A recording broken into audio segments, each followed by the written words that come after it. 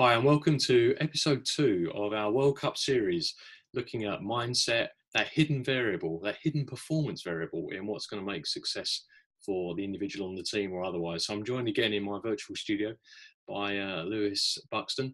So Lewis, it's been a really eventful period, particularly from an England standpoint, of course. We're in the World Cup. So yeah, great to see you and chat again today. Yeah, good to see you again, Michael. All right. Okay. So I think getting straight into it, hopefully, well, maybe I'll recap actually, because people didn't listen to the first one. We're talking here about purely about the mindset. There's a lot of punditry on the physical side of it, of what went on, and we want to look at really the mental game and how that impacts us and our performance of what we're doing. So, I guess to kick off, the one thing that was common there. Was about, for England, it rings true anyway for people, about the kind of the expectation that's on you, the weight of the nation on your shoulders. And this showed up for Argentina, when he talks about Messi. And what I saw in the press was a picture in kind of, holding his brow like this, and in the anthem, he couldn't look at the camera. He looked not in good shape, mentally, that is. And they said, yeah, it's because he's got 44 million people, he's carrying the team essentially. So he had all this expectation and responsibility that would go with that, the one man to join the team together. And for a lot of people, that would seem true. If you're a captain or you're someone who's got that responsibility, then perhaps feeling the weight should make sense. And Rio commented something about England as well that's very similar. Yeah, he did. Yeah, I just picked up on it on Instagram. He mentioned, from his past for playing for England, that having the weight of the nation on your shoulder. He mentioned something along similar lines to that. And I think, it's easy to kind of say, well, I've played in the international game for a long time and, you don't know what it's like. I think that would be a good point that players could make. But, I think when you look at this team on Sunday, winning 6-1 against Panama, they look very free. They look like they had a great togetherness. And you can see that showing up in their body language a lot of the time. And when Rio played at the major tournaments sometimes, I think they mentioned that they were unhappy about being kept up in the hotel and not having their family there, that kind of thing. And you got the sense that they didn't get on that well. They had fantastic players, but maybe that team spirit wasn't there. And, buying into having the weight of the world on your shoulders, to me, it's just going to take away from your performance level. And these lads at the moment look like they're going to be getting the most out of their performance. And to me, that comes from a place where you're not thinking of consequences. You're not thinking of strategies, and you go out there and you just perform. So it sounds pretty simple, but I guess the overriding understanding, if you like, from people from a psychological point of view is, well, 3 lines on your shirt, of course you'd feel pressure. I'd feel nervous. I'd feel that I had to perform at my best. I'd got into the team and there would be an expectation level or something going on. So the things that are spoken about, that's common knowledge, essentially, by the press and the media, everyone, as you say, we use the word, I think, buying into that story of what's, for people, it's not a story, it's very real. I mean, it's the absolute truth of course. So I think what we're suggesting here is that there could be something else. So it'd be good for you to maybe speak a little bit about that, well, what else could it be then if it's not that? Or how do you not the expectation? So I think rather than look at how do you stop it, it's interesting to say, well, how can that not be true in the first place? Yeah, I think you haven't got to concentrate on stopping it, like you mentioned. It's more of a case of, however I feel, I'm going to show up and I'm going to give it everything. And these players will have done that time in, time out, but sometimes it feels like there's an exception. And the reason is always the same. We always think there's an exception when we're thinking about exceptions, and we're locked in a way of seeing the world. Our perception is, this is how it is. This is a fact, which is always going to look like a fact until, you see through it. and that's going to come from your own insights. It's always going to come from the player. It's never going to come from the thousands, millions of fans watching. It's just going to come from that individual. And these lads look like they see that. Even small things, like you said, the celebration. Jesse Lingard did his little dance, which some of the pundits aren't too keen on, but I enjoyed that. It just looks like they're having a bit of fun, and you know, they're not taking, although they're obviously wanting to perform at their best, they haven't got a serious mindset. They haven't got all that serious thinking going on. And even when he came off and he was like sat on the bench, it looked like, you know, they were having a good chat and a kind of laugh and a joke. You know, and you could say, well, again, is that circumstance? Is that because they've won 6-1? And I can see how everybody might think that, but it's down to people to see those little moments where circumstances may have not been perfect in everyone else's eyes, but there's something else there, something at their core that kind of drives them on to perform and to do whatever they're doing, whether it's in professional sport, in business, or you know, or parenting, or can be anything. So it's just having an open mind and knowing that your perception is always covered by your own thinking. Just seeing that as a fact for yourself. Yeah, it's interesting, isn't it? So you maybe, I'm reading between the lines, don't put words into your mouth, but you kind of maybe suggesting that, you know, as Southgate given this team, or Jesse as he's interpreted it, that he's allowed to express himself and be himself without conforming, if you like, because you get this in the culture of a team or an organisation or wherever it is. There's a way we do things around here. There's an expectation of how you should be, you should show up, you should behave. And often that might not be, you know, kind of intrinsically comfortable to you or natural to you, but you want to try and fit in as opposed to just get on with it. Yeah. I think, you know, I think that happens quite a bit, doesn't it? Where we just try and conform. We try and maybe go along with a certain culture. I don't know, maybe a macho culture, that type of thing. Where something a bit further that this isn't really me. I'm just going along and being like everyone else, following the herd, if you like. Yeah. And I think the players that stand out, and the people in everyday life that stand out, are those that are kind of genuine to themselves, you know, in spite of any environment or circumstance.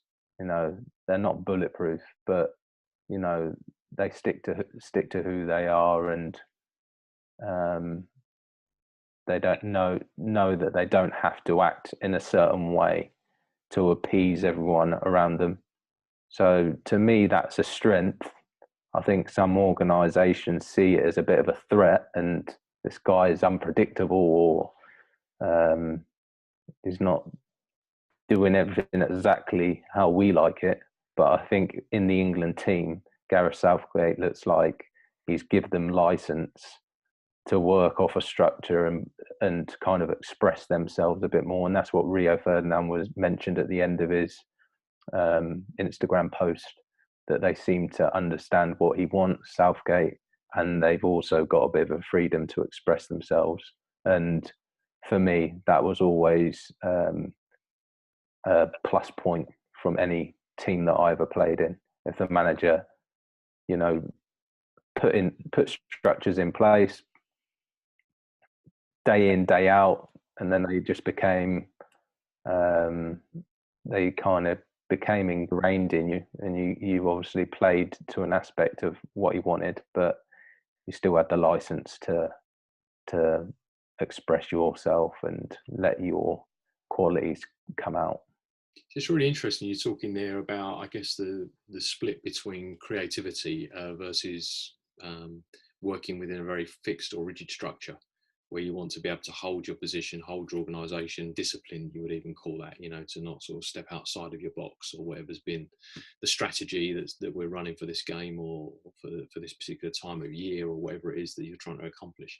And for me, I think that seems to be what happens here, that you're allowed to, as you say, to understand what the structure is, the rough organisation, the tactical intent for the game, whilst saying, okay, well, that's our plans, and then there's what happens. And it reminds me of, it's a great Eisenhower quote. I think he says it's something like this: I find planning indispensable, but plans ultimately worthless.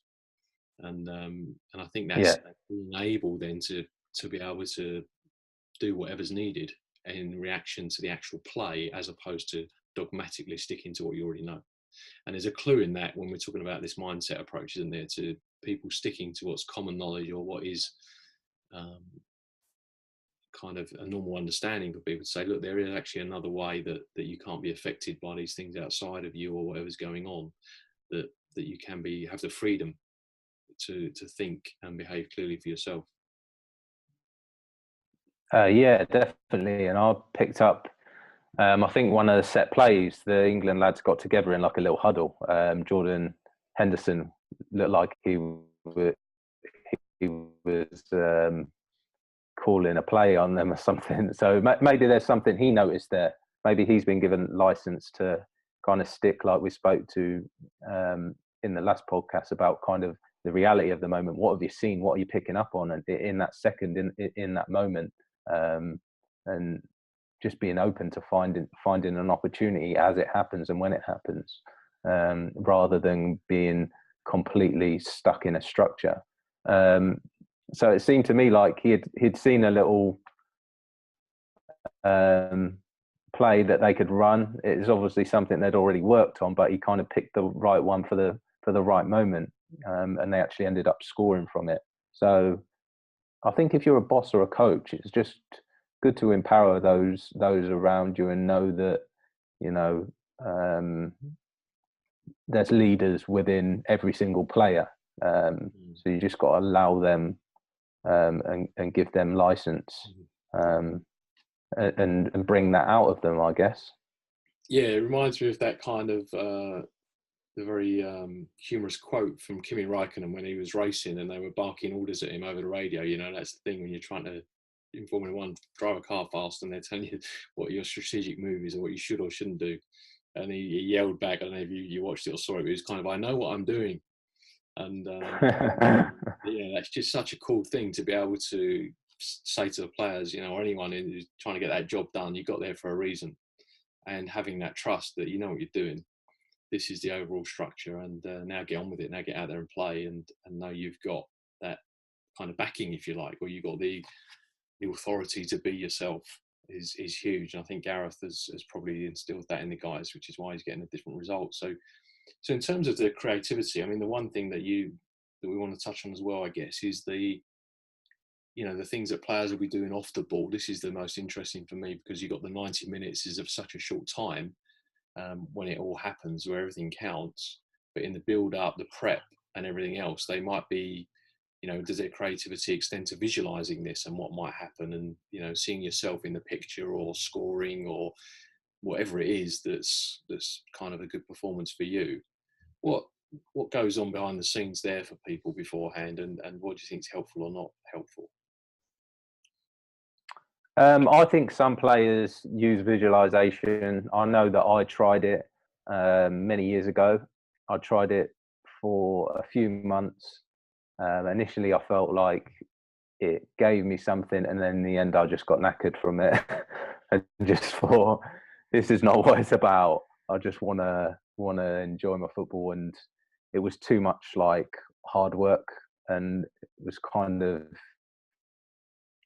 at times, I think, players and maybe me back then, you're looking to manipulate your own feelings. You're looking to force a confident feeling, or you're looking to force a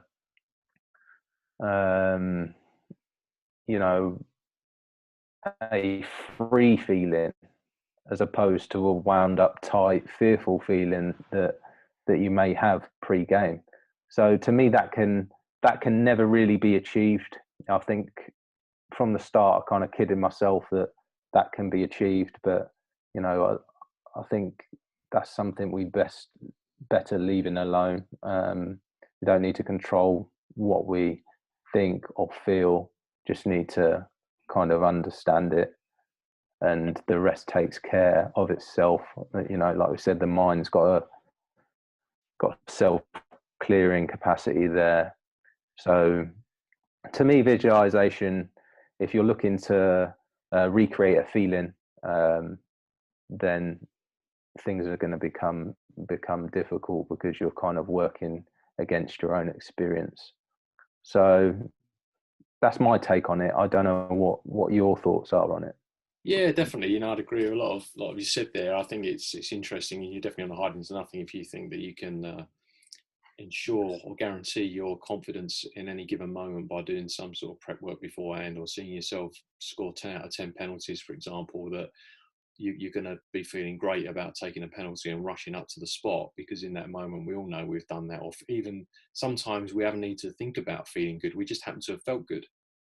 And before the game, yet when the moment comes for the penalty, you might be flabbergasted as to, hang on, I thought I was really confident, but all of a sudden I don't fancy this one, and that can happen just from a look you get from a keeper. Oh, he's looking confident, or something just can unsettle you in that moment that you see, and then it seemingly evaporates, right? So yeah, there's no kind of causative effect for something that you can do to guarantee that you'll be certainly getting a feeling at some point in the future. So I think that's a good message to end on, or to leave out there. And I guess the final point that I don't know that's come to me that speaks to that is, people I guess who are listening might think, well, we've got mental coaches in the team, or you've got access to people that can help with the mental game, and yet, from what Rio's talking about, from his direct experience, like you recently emerging from a full-time career in the game, is still peddling, not peddling, what's the right word, is still talking the same way that you can actually do something about these things, or the Three Lions, automatically you put that shirt on, you will feel the weight. There is pressure that comes with it, versus that pressure being versus that.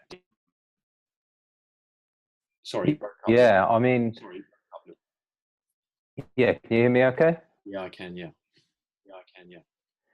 Yeah, I think an interesting point on that is, if that was the case every time, then people like Michael Owen, I think I've mentioned it before, but when you talk about his debut, when he scored that goal against Argentina, what was it, 1998, something like that, in France. He came on as a young kid and went and scored against Argentina, one of the kind of most memorable goals for England in a World Cup.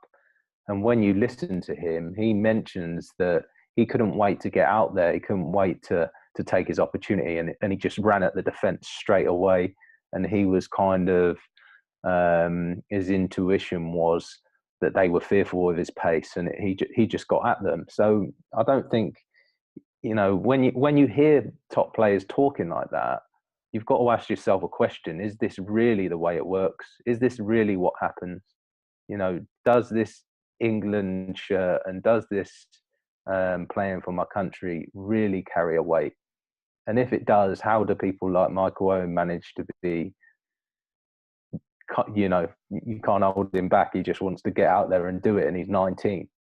It just doesn't make common sense to me. So, I think it's probably time for people to address the whole manipulation of feelings and trying to recreate something that they felt 2 days ago or the game before.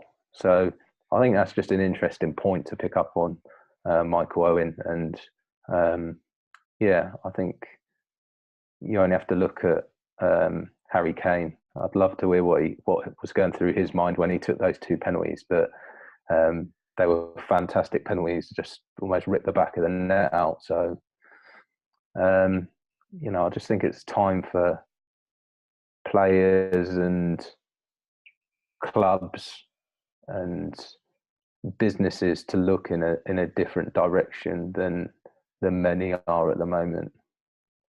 Yeah, I'd certainly agree with that. And I know that the sort of Owens won a really good record himself.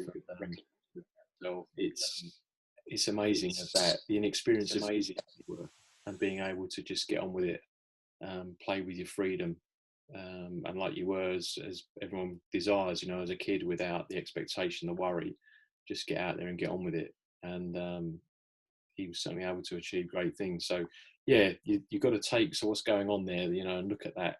And I think it'll be something fascinating to explore next time. That's for sure. Yeah, definitely. Yeah, The intuition and being able to get on with it. So yeah, so they're Belgium next, and it'll be really interesting then to see, you know, how the mood in the camp, as it were, or the press flavour, and how that's shaping up. Because with it being a game that's insignificant in terms of result, and for us being in or out of the tournament, we're in, we're through, it doesn't matter. However, there is this the word momentum creeping up, and we want to keep the winning ways or the winning habits, and that's a whole another genre of conversation, you know, about the significance or otherwise of that. So yeah, really fascinating subject. You got any thoughts on those areas? Touch on briefly.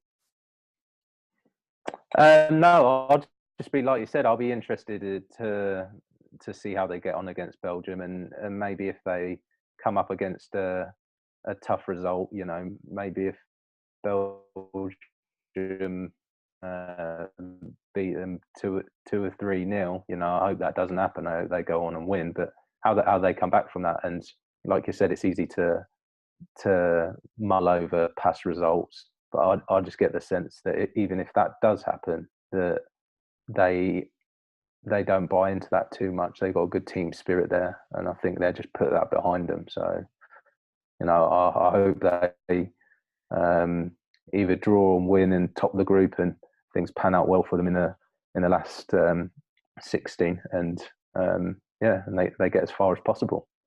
All right. Well, I certainly echo that sentiment. So yeah, listen, thanks again for joining me today. It's been really great chatting to you as always. So until next time, we hope you tune in, and we look forward to seeing you soon. Thanks so much, Lewis. Cheers, Michael.